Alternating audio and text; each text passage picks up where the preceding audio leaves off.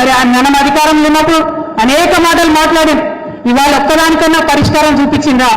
సింగరేణిలో కార్మికులందరూ ఉన్నారు, మీకు తెలుసు. బోనస్ ఎంత ఉండే? 12 నుంచి 16% మధ్యలో ఇచ్చేది అంతకుముందు. అదే కేసీఆర్ గారు అధికారంలోకి వచ్చిన తర్వాత అంచెలంచెలుగా పెంచుకుంటూ 30% వరకు బోనస్ ఇచ్చినాం. 32 వరకు బోనస్ పెంచినాం. అంటే మనం 32 అన్నామంటే బాజాప్తా ఖాతాలో 32% పడ్డాయి. ఇక వీళ్ళేం చేస్తున్నారు? కేసీఆర్ 32 అన్నారా, మేము 33% ఇస్తామని ప్రకటించారు. కానీ ఎంత వచ్చింది? 16-15% కూడా రాలే. అంటే అబద్ధాల సర్కార్, మోసపూరితమైన సర్కార్. నిన్నేమన్నాడు ముఖ్యమంత్రి?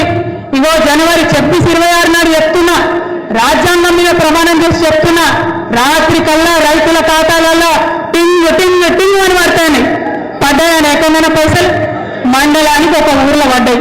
ఇక వీళ్ళట కేసీఆర్ అసెంబ్లీకి రావాలి. ఎందుకోసం రావాలి?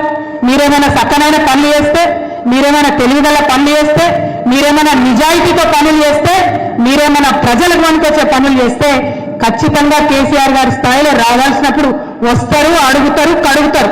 అది కాదు విషయం. మీరు అన్ని మోసమే, ప్రతిదీ మోసమే. సింగరేణి కార్మికులకు మోసమే, రైతులకు మోసమే. మన ఇంతమంది మహిళలు ఉన్నారు. ఏం చెప్పింది మహిళలకు? 2,500 రూపాయలు ప్రతి మహిళకి ఇస్తాం. 18 ఏళ్ళు నిండిపోయాయి, 2,500 ఇస్తాం. ఒక్క దగ్గర కూడా ఇవ్వలే. ఒక్క ఊర్లో కూడా కనీసం సర్వే చేసిన పాపం లేదు. మళ్ళీ ఏమన్నంటే ఏమంటారు?